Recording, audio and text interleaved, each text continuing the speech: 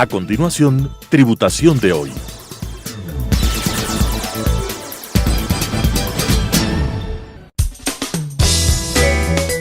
Clasificación A. Apto para todo público.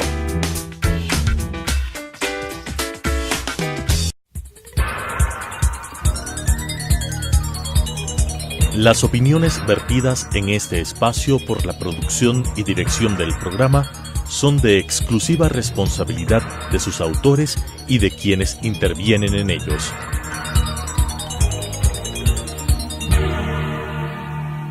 Telesucesos Canal 29 UHF presenta Tributación de hoy, un programa destinado para los ciudadanos en su entorno fiscal para el Ecuador, con la conducción de la doctora Cristina Trujillo. Tributación de hoy.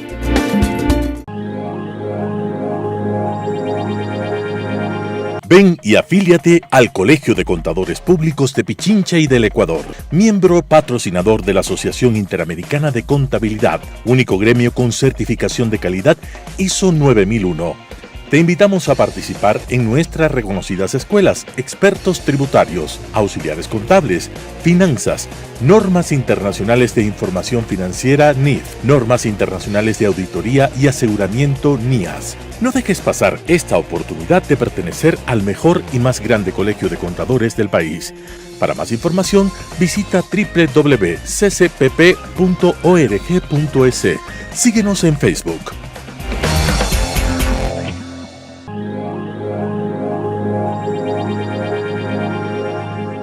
Tributación de hoy, un programa diferente donde abordaremos temas relacionados en el ámbito tributario, laboral, financiero, contable. Pero como siempre, tendremos de importante presencia de entrevistados que nos ayudarán a comprender nuestro marco regulatorio vigente. El día de hoy tengo la grata presencia de contar con una de las profesionales en el ámbito jurídico más reconocidas de nuestro país, la doctora Cristina Alvarado, quien es socia del estudio jurídico AVE Legal y además una experta en temas mercantiles y societarios. Estimada Cris, qué gusto, qué privilegio el día de hoy contar con tu presencia, sobre todo porque conozco muy de cerca durante muchos años tu experiencia profesional, sobre todo porque eres una de las abogadas que mayor soporte le das a estas empresas que tanto necesitamos. Un tema de gran importancia se está manejando hoy en nuestro medio, que es el Código de Comercio. Ya vemos en redes sociales cursos de actualización. Quiero entender cuál es el alcance del Código de Comercio y sobre todo las principales reformas que hoy por hoy tenemos que conocer, sobre todo el sector empresarial. Bienvenida, Cris, a nuestro programa Tributación de hoy. Muchas gracias, Cris. Gracias por la invitación. Muy buenos días a todos los televidentes. En realidad yo creo que el impulso y sobre todo la entrada en vigencia del Código de Comercio sí genera una serie de cambios y reformas importantes, no diría yo solamente a nivel del sector empresarial como tal, sino a nivel de todo el comercio en general. A mí me parece muy importante hacer una breve reseña respecto a lo que han sido las normas a nivel de Código de Comercio hasta la actualidad. La última codificación que se dio del Código de Comercio fue o data del año 1960. Qué bárbaro, estamos hablando de que esta codificación actualmente tiene muchísimos años. Exactamente, pero el Código de Comercio como tal, como estructura, como cuerpo normativo, tuvo más de 112 años antes de que entre en vigencia el actual código a partir del 29 de mayo. En realidad esto yo creo que nos hace entender la importancia de que exista un nuevo cuerpo normativo que introduzca toda esta nueva normativa que responde a una dinamización de la economía, del comercio como tal, que en realidad en un cuerpo como el Código de Comercio anterior realmente se preveían una serie de figuras que eran definitivamente caducas. Yo creo que este cuerpo normativo sí es innovador.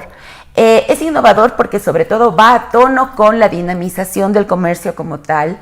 Determina una serie de figuras que se ajustan a las actuales a los actuales tipos comerciales, de operaciones que realmente estamos haciendo, operaciones que se generan en la actualidad. Entonces vemos, por ejemplo, que a través del Código de Comercio actual ya se involucran una serie de figuras como, por ejemplo, comercio electrónico. Tenemos contratos a nivel de redes, se da mucho impulso a lo que es este tema de la costumbre mercantil, porque si bien es cierto, vemos que se involucran dentro del cuerpo normativo una serie de figuras legales que responden a una serie de formalidades que deben cumplirse para que estas figuras sean válidas. Sin embargo, también existen otras figuras que se han venido incorporando a lo largo del tiempo en el mercado, como por ejemplo lo que es el tema de comercio en redes. Tenemos figuras dentro de lo que es el tema de control de poder de mercado, porque si bien es cierto, antes, hace 40, 50, 60 años atrás, teníamos quizá la empresa o la tienda del barrio en donde podíamos generar nuestras operaciones de comercio. En la actualidad ya todo este tema ha cambiado y tenemos las grandes corporaciones que manejan quizá todo el tema monopólico, y tenemos que este Código de Comercio viene a prever este tipo de figuras que ya existen en la actualidad, y también genera derechos y obligaciones tanto para los comerciantes como para los consumidores como tal. Cris, tú has dicho algo que a mí me parece extremadamente importante. Era hora de generar un nuevo cuerpo normativo que de cierta manera refleje la realidad que hoy estamos viviendo, tanto las personas naturales como las empresas en nuestras operaciones comerciales. Tú hablaste que son más de 100 años en donde ya teníamos un cuerpo normativo con una realidad muy diferente a la que hoy tenemos. Algo que no podemos evitar es que con esto de la globalización, el avance tecnológico, muchas operaciones, las empresas lo hacemos a nivel de redes, a nivel electrónico, y no solamente en el país, sino también a nivel internacional. Este cuerpo normativo, este Código de Comercio, ¿a quién nos cubre? Tú lo dijiste claramente, Cris, no es solamente a las empresas, sino también a las personas naturales, a quienes realizamos actividades de comercio. Bueno, yo diría que nos cubre a todos. Okay. O sea, ¿a qué me refiero con esto? Si bien es cierto, el ámbito de aplicación del Código de Comercio permite que se generen regulaciones para lo que es el sector empresarial, las empresas como tal, que son sujetos de comercio, para los comerciantes que desarrollan esta actividad de comercio como una actividad habitual en el día a día, pero también nos cubre a los consumidores en las operaciones de comercio que se generan en el día a día, porque todos somos sujetos dentro de la gama de comercio que se da. Una operación de comercio, una operación, Cris, para que nos vayan entendiendo, una cooperación de comercio, vamos a poner entre una empresa y un proveedor. Pongamos un ejemplo muy usual que podamos tener dentro de las organizaciones. Yo contrato, por ejemplo, los servicios de asistencia técnica de un profesional como nosotros, como abogados. Esa transacción, esa operación en donde la empresa nos contrata servicios legales, ¿es una operación de comercio sujeta al Código de Comercio? No, porque existen exclusiones dentro del Código de Comercio, y esas exclusiones justamente se generan para las personas que realizan actividades liberales, que tienen profesiones liberales. Perfecto. En este caso lo que es prestación de servicios en donde prime, digamos, el intelecto como tal.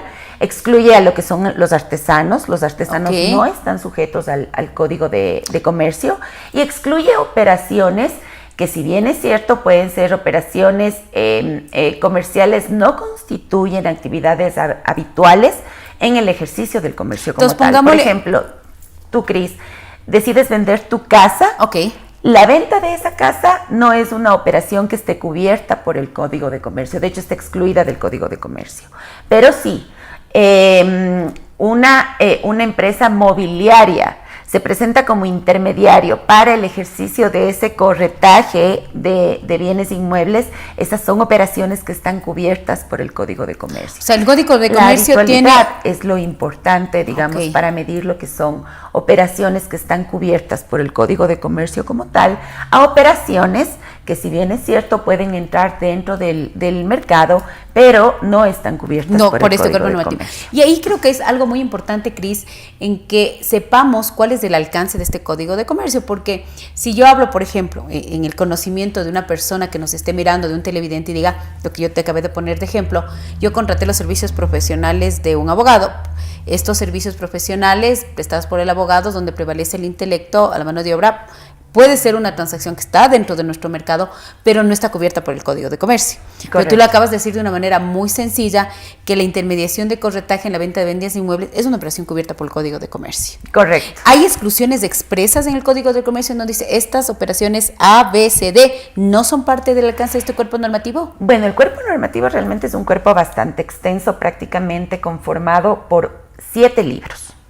Dentro de todos estos 7 libros tenemos una parte preliminar, una parte que te habla de los sujetos que entran dentro de o cuyas operaciones entran dentro del Código de Comercio. Yo diría que esa es una primera parte para poder determinar cuáles sí son operaciones que están cubiertas por el Código de Comercio y cuáles no.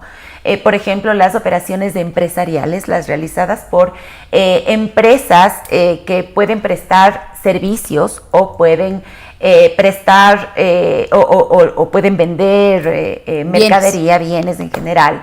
Son empresas, son operaciones que están cubiertas por el Código de Comercio. Una empresa, una firma auditora que, por ejemplo, vendemos servicios de auditoría externa, esa prestación de servicios de auditoría externa a nuestros clientes, llámese en personas naturales o jurídicas, ¿es una operación cubierta por el Código de Comercio? Es una, como empresa, como actividad empresarial, está cubierta por el Código de Comercio. Okay. Las empresas son sujetos que están cubiertos dentro del Código de Comercio, pero aquí es bastante importante tomar en consideración lo siguiente. El Código de Comercio viene a ser como una especie de columna vertebral dentro de lo que es la operación comercial como tal.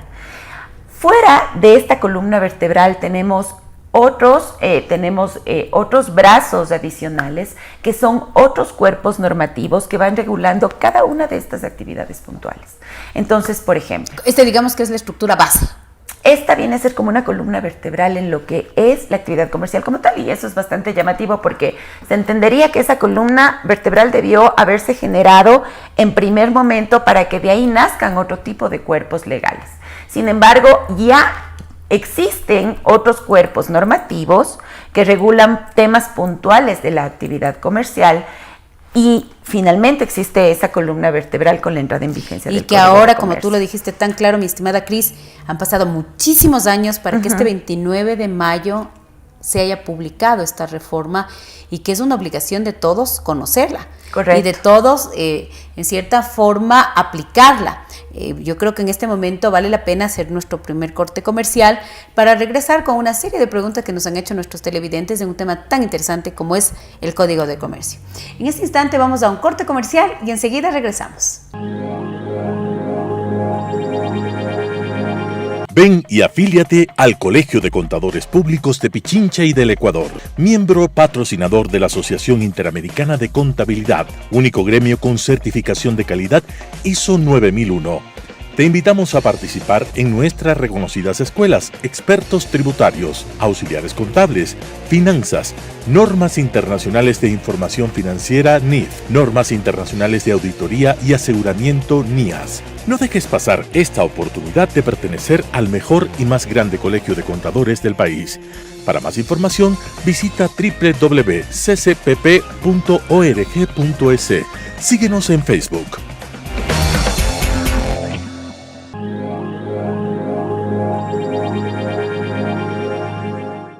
Regresamos del corte comercial. Qué interesante todo lo que nos cuentas, porque definitivamente hay muchas cosas que a veces nosotros pensamos de que debería ser el alcance de los cuerpos normativos, pero realmente por sus objetos vemos que no es lo que uno realmente pensaba. Cuando hablamos de que este Código de Comercio rige en forma general a todas las empresas que realizamos actividades comerciales de compra, venta de bienes o de servicios, queda mucho más enmarcado lo que tú decías, quienes no van a aplicar este Código de Comercio.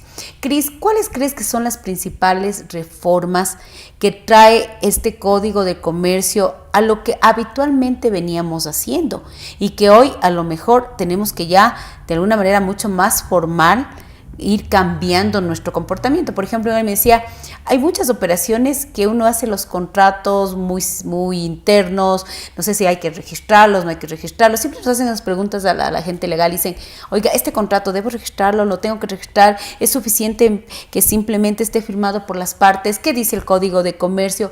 ¿Qué está pasando hoy con esta nueva regulación? Bueno, en realidad yo creo que no solamente el Código de Comercio regula lo que es actividad empresarial como tal, sino también lo que es el tema de unidades de negocio como tal. Entonces, al hablar de unidades de negocio, efectivamente hablamos de entes que, aunque no tengan personería jurídica, sin embargo, realizan tienen el comercio o generan el comercio como una actividad habitual dentro del giro de su negocio. Reformas importantes que se hayan dado, bueno, yo creo que se han dado una serie o se han incorporado con el código una serie de reformas que ajustan una serie de figuras que quizá las veníamos manejando de manera más informal y les dan una cierta forma. Por ejemplo, registro de información. Hay una serie de actuaciones que en la actualidad, con la entrada en vigencia del Código de Comercio, también van a tener que implementarse a nivel de lo que son registros mercantiles, por ejemplo. Y de hecho ya han habido una serie de talleres de registradores mercantiles y registradores de la propiedad a lo largo del país para poder determinar una política global que permita tener una serie de procedimientos uniformes a lo largo de los registros mercantiles. Creo que es un tema de los más importantes porque se va escuchando de que hoy los contratos tienen que estar inscritos en el registro mercantil y realmente bajo el conocimiento de lo que es el común denominador. La gente piensa que lo único que se debería haber hecho registrar en el registro mercantil era los nombramientos. Sí, no, en realidad hablamos no solamente en la actualidad del registro de esos actos societarios que habitualmente se los ha venido registrando. Hablamos de constituciones, transformaciones de empresas, aumentos de capital, disoluciones, inscripción de nombramientos, de liquidador, por ejemplo, si es que una empresa está en proceso de liquidación. No, ya esto se amplía mucho más.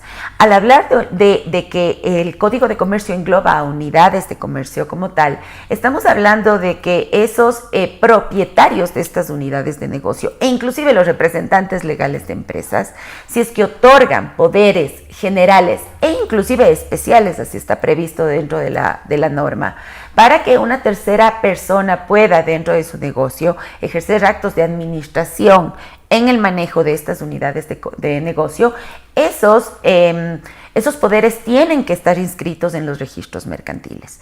Y esto con el objeto de que terceros puedan tener conocimiento de este tema y pueda tener avalizada la posibilidad de que si yo tengo como propietario de una unidad de negocio un apoderado especial que vaya a realizar actos de administración, esos actos de administración en verdad están cubiertos bajo el poder especial que yo le estoy dando a mi apoderado. Es decir, que el acto realmente se encuentre validado bajo el alcance de este poder de un que se le otorgó. Del registro para conocimiento de los usuarios en general.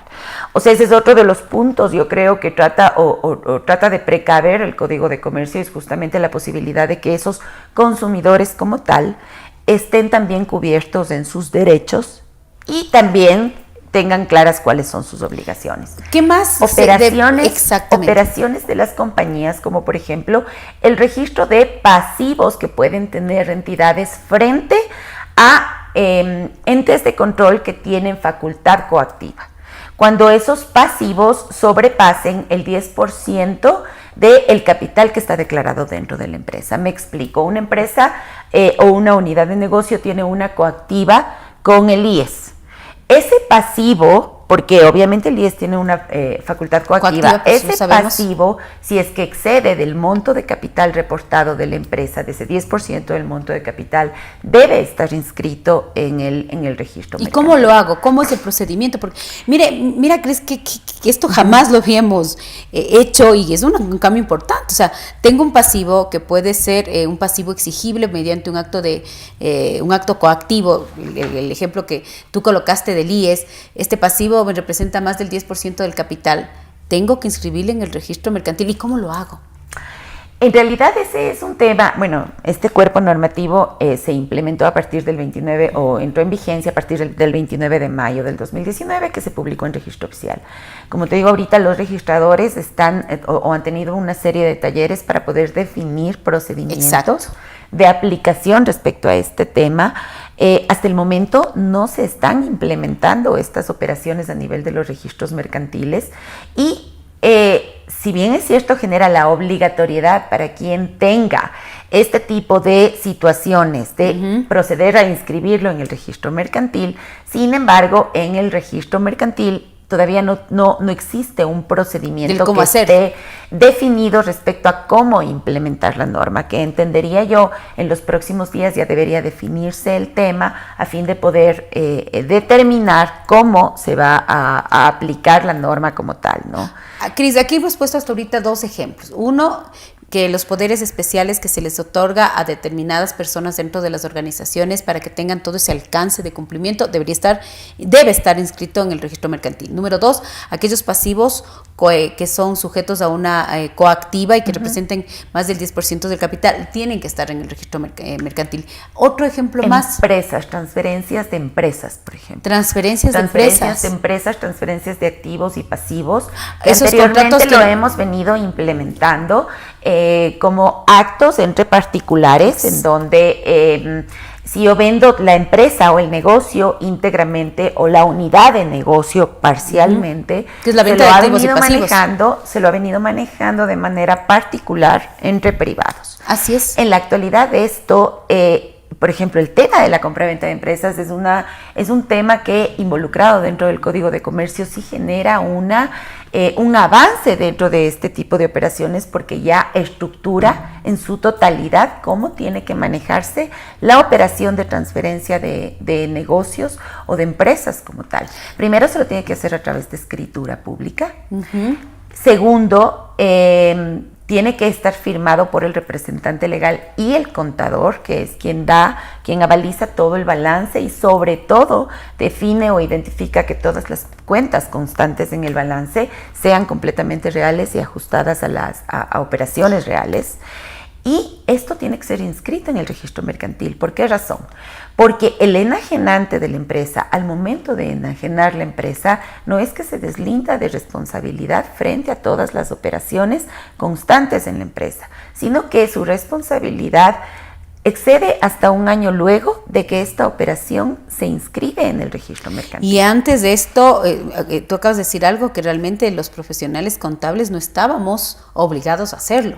Hoy estamos diciendo de que en esta transferencia de empresas, y también estamos hablando de una transferencia parcial, cuando es la venta parcial de activos y pasivos, correcto, tiene que estar firmado por representante legal y contador, y aparte inscrito en el registro mercantil, y aparte de eso, tenemos una responsabilidad un año posterior a la enajenación. Correcto, y durante, luego de que se inscribe la escritura pública. La escritura pública en registro mercantil, se debe, o a la par, se tienen que hacer una serie de publicaciones. Se tiene que primero informar a todos los proveedores y clientes la transferencia que se ha generado del negocio como tal. Y eso jamás se había hecho anteriormente. Correcto. Punto número 2, se tiene que publicar en prensa la transferencia que se genera. Sea total o parcial. Correcto, con el objeto de que de que puedan, si terceros se sienten afectados con este cambio de dueño de la unidad de negocio como tal o de la empresa como tal, puedan oponerse a este tema. Ahora, un aspecto que es importante es que esta operación de la que estamos hablando hace alusión a la venta de la empresa como tal, de la empresa como tal o de la unidad de negocio como tal.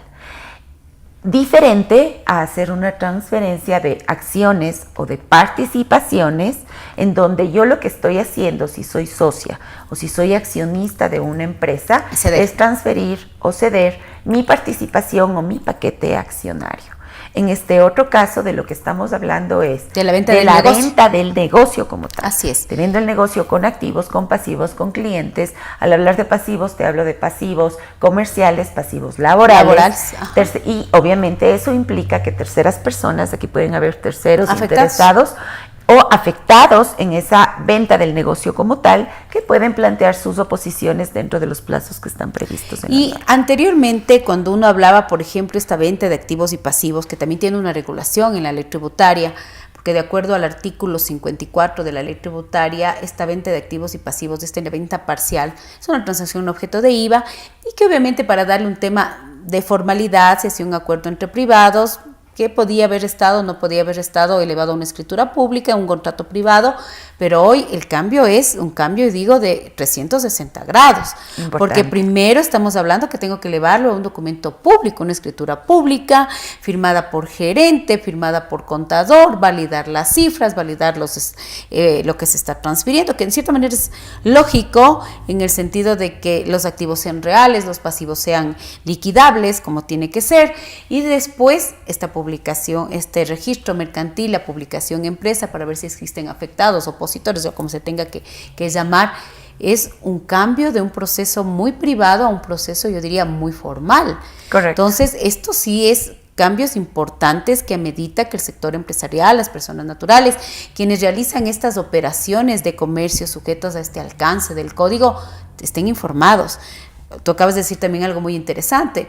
Quienes están a cargo de los registradores de la mercantiles se están capacitando para poder implementar todas estas reformas que trae el Código de Comercio como tal. Sobre todo unificando procedimientos, diría yo. Unificando procedimientos para ver exactamente cómo van a dar cumplimiento con el Código de Comercio, porque tampoco es que todos los ítems que en este punto tengan que estar registrados a nivel, en este caso, del registro o de los registros mercantiles del país, los tenga que proporcionar el comerciante o la empresa como tal. Muchos de esos, los registros, yo entendería que lo tienen que hacer de la información que ya es pública, que está proporcionada a través de la DINARDAP o de las entidades que tienen en este caso ahora es de información. la Servicio de bancos, rentas internas, claro. Y de las entidades de control, por ejemplo. Muchas de esa información quizás se alimenten de las superintendencias y de entidades de las cuales los registros puedan obtener esta información. El cómo lo van a hacer o cómo van a implementarlo son procedimientos que ellos tienen que definirlo. Hay otras figuras importantes. Yo diría que dentro del Código de Comercio se ha dado una relevancia muy grande a todo lo que es también el tema de propiedad intelectual. Interesante. El tema de propiedad intelectual, el tema de no competencias, y con esto genero monopolios. A nivel de propiedad intelectual, por ejemplo, tenemos contratos de franquicia, tenemos contratos de know-how, transferencia de know-how, de conocimiento a nivel empresarial, que en realidad yo sí creo que marcan un avance muy importante a nivel de la regulación. Mi estimada Cris, el tiempo se nos queda corto. Yo creo que vamos a tener que hacer la versión 2 de estas reformas del Código de Comercio. Tú, como siempre, tan elocuente y sobre todo tan clara en lo que debemos conocer. Quisiera ya para terminar, el tiempo se nos ha pasado volando con un tema tan interesante, que nos mandes un mensaje a todos estos televidentes que todos los miércoles siguen de nuestro programa y ya para podernos despedir, un programa más de tributación de hoy. Bueno, Cris, primero que nada, muchísimas gracias por la invitación. A todos los televidentes que sigan participando y viendo Tributación de Hoy, porque en realidad yo creo que es un programa que permite que todos estemos informados en los distintos ámbitos a nivel del sector comercial, empresarial. Y bueno, con muchísimo gusto, si tú me invitas para la segunda parte, desde ya aceptada la invitación, que para mí es un lujo poder compartir el programa contigo. Muchas gracias, Cris, y como siempre, para mí es un verdadero privilegio, como todas las semanas, tener entrevistados de la altura y de la talla, en este caso de Cristina Alvarado. Y bueno, no nos queda más de decir, nos veremos la próxima semana en un programa más de Tributación de Hoy. Ven y afíliate al Colegio de Contadores Públicos de Pichincha y del Ecuador, miembro patrocinador de la Asociación Interamericana de Contabilidad, único gremio con certificación de calidad ISO 9001. Te invitamos a participar en nuestras reconocidas escuelas, expertos tributarios, auxiliares contables, finanzas, normas internacionales de información financiera NIF, normas internacionales de auditoría y aseguramiento NIAS. No dejes pasar esta oportunidad de pertenecer al mejor y más grande colegio de contadores del país. Para más información, visita www.ccpp.org.es. Síguenos en Facebook.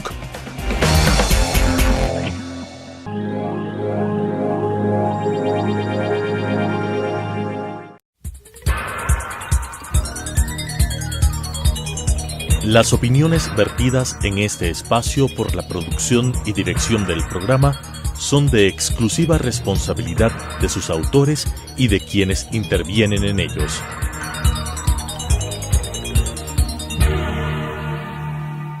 Telesucesos Canal 29 UHF presentó Tributación de Hoy, un programa destinado para los ciudadanos en su entorno fiscal para el Ecuador, con la conducción de la doctora Cristina Trujillo. Tributación de Hoy.